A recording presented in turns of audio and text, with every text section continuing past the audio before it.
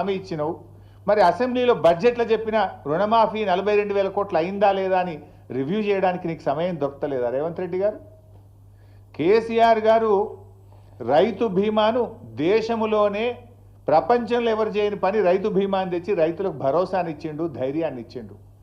ఇవాళ మీరు ఇంతవరకు ఫిబ్రవరిలో కట్టాల్సిన రైతు బీమా పైసలు మే నెల వచ్చినా రైతు బీమా పైసలు కట్టలే. ఇవాళ మార్చ్ ఏప్రిల్ మేలో చనిపోయిన రైతులకు రైతు బీమా డబ్బులు రావడం లేదు. దీన్ని రివ్యూ చేయడానికి రేవంత్ రెడ్డి గారు మీకు సమయం లేదా అని నేను అడుగుతా ఉన్నా. ఈ వడ్లు కొంటలేరు, వడ్ల కుప్పల మీద రైతులు పిట్టల్లాగా రాలిపోతుంటే దీని మీద రివ్యూ చేయడానికి మీకు సమయం లేదా అని నేను అడుగుతా ఉన్నా. 4,000 కోట్లు వడ్లు కొన్న రైతులకు డబ్బులు రావడం లేదు. గొప్పగా చెప్పిన 512 కోట్ల బోనస్ రావడం లేదు. ఇవి ఎందుకు పడతలేవు రైతులకు? 48 గంటల్లో కేసీఆర్ ఇచ్చినప్పుడు మీరు ఎందుకు ఇవ్వలేకపోతుండ్రో రివ్యూ చేసుకోవడానికి మీకు సమయం లేదా రేవంత్ రెడ్డి గారు?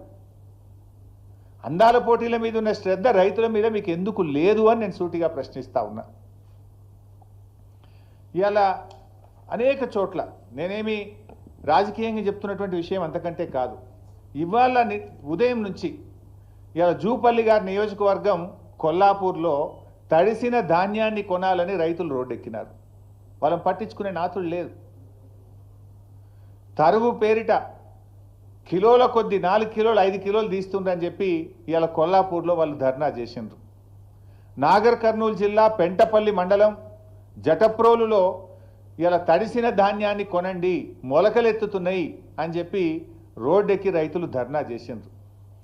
జగిత్యాలలో తూకంలో 4 కిలోలు 5 కిలోలు ఎక్కువ పెడుతున్నారు, మాకు బస్తా మీద 5 కిలోలు తీస్తే క్వింటాల్ మీద 10 కిలోలు పోతుందని చెప్పి జగిత్యాలలో రైతులు ఇవాళ రోడ్డెక్కి ధర్నా చేసిండ్రు. అదేవిధంగా సిరిసిల్ల జిల్లాలో తంగెలపల్లి మండలం జిల్లెల గ్రామంలో వడ్లు కొనుగోలు చేయడం లేదని సిరిసిల్ల సిద్దిపేట హైవే మీద రాస్తా రోకో చేసిండ్రు. అదేవిధంగా సన్నవడ్లు కొంటలేరు, 2 నెలల నుంచి సన్నవడ్లు అమ్ముకోవడానికి కళ్ళంలో వడ్లు పోసి ఎదురు చూస్తున్నామని చెప్పి రాస్తా రోకో చేసినారు. వనపర్తి జిల్లాలో రాత్రి భారీ వర్షం పడి సంచులన్నీ తడిచిపోయినాయి, మక్కలు తడిచిపోయినాయి, కొంటలేరు అని చెప్పి మరి వనపర్తి మార్కెట్ యార్డ్ బయట రైతులు ఇవాళ ఆందోళనకు దిగినటువంటి పరిస్థితి. మా ఈశ్వరన్న గారు నియోజకవర్గం ధర్మపురిలో రాయపట్నంలో కూడా అక్కడ వడ్లు కొనడం లేదని చెప్పి ధర్నా చేసి కంప్లైంట్ ఇస్తే అక్కడ సీఈఓ ప్రభాకర్కు నోటీసులు జారీ అయినటువంటి పరిస్థితి. అదేవిధంగా ఖానాపూర్ ఆదిలాబాద్ జిల్లా ఖానాపూర్ మండలం ఏర్వచింతల గ్రామంలో 4 కిలోలు 5 కిలోలు ఎక్కువ జోపుతున్నారు, రైతులకు తరుగు పేరు మీద తాలు పేరు మీద తీస్తున్నారని చెప్పి పిఏసిఎస్ నిర్వాహకులను రూమ్లో వేసి తాళాలు వేసింది. ఇవాళ అంటే రాష్ట్రంలో ఈ జిల్లా ఆ జిల్లా కాదు, రాష్ట్రం అంతా కూడా ఈ సమస్య ఉంటే ప్రభుత్వం ఎందుకు మొద్దు నిద్రపోతూ ఉంది? ఏదో అంటే చూడు, రోమ్ తగలబెడుతుంటే ఫీడేలు వాయించుకున్న నీరో చక్రవర్తి లాగా రైతులు చనిపోతుంటే, రైతులు ఆత్మహత్య చేసుకుంటే, రైతులు రోజుల తరబడి పడిగాపులు కాస్తుంటే, రైతులు ఎండకు ఎండి వానకు తడిచిపోతుంటే మన ముఖ్యమంత్రి రేవంత్ రెడ్డి గారు ఏదో జూబ్లీ హిల్స్ ప్యాలెస్ చక్రవర్తి గారు మాత్రం అందాల పోటీల రివ్యూలు ఢిల్లీ ట్రిప్పుల్లో బిజీగా ఉన్నారు. ఇదా రైతుల పట్ల మీకు ప్రేమ? మీకు ఓట్లేసి మిమ్మల్ని అధికారంలోకి తెచ్చి మిమ్మల్ని నమ్మి నువ్వు ఒకటే నాడు 2 లక్షల పైన రుణమాఫీ చేస్తా అని, 15,000 రైతు బంధు ఇస్తా అని, అన్ని పంటలకు బోనస్ ఇస్తా అని, పంటల బీమా తెస్తా అని ఒక్కటన్నా వరంగల్ డిక్లరేషన్లోని ఒక్కటన్నా నువ్వు అమలు చేసినవా రేవంత్ రెడ్డి అని నేను అడుగుతా ఉన్నా. రాహుల్ గాంధీ ఆయనే వచ్చి ఆ డిక్లరేషన్ను వరంగల్లో విడుదల చేసిండు. ఆయన అడగడు, ఈయన అమలు చేయడు. రాహుల్ గాంధీ కూడా బాధ్యత ఉంటుంది కదా, అడగాల్సిన బాధ్యత నీ చేతిలో. రాహుల్ గాంధీ క్రెడిబిలిటీ ఏముంటుంది? రేపు రాహుల్ గాంధీ రేపు వచ్చి ఉపన్యాసం చెప్తాడు, వింటాడా? ఏమని నమ్మాలి? ఏమని చెప్తావు? వరంగల్లో ఇచ్చిన హామీ ఒక్కటి అమలు చేయలే అని రాహుల్ గాంధీ ముందు క్షమాపణ చెప్పాలి.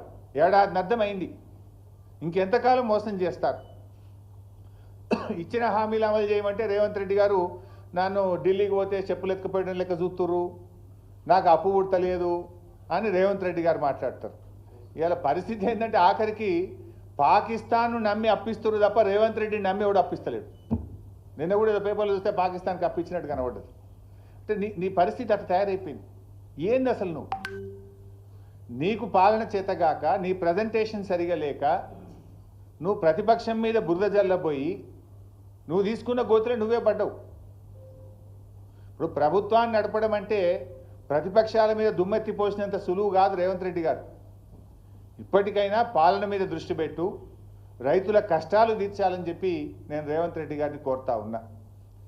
తక్షణమే ముఖ్యమంత్రి గారు రివ్యూ చేసి ధాన్యం కొనుగోళ్లను వేగవంతం చేయండి. నిన్న వర్షం పడ్డది, ఇవాళ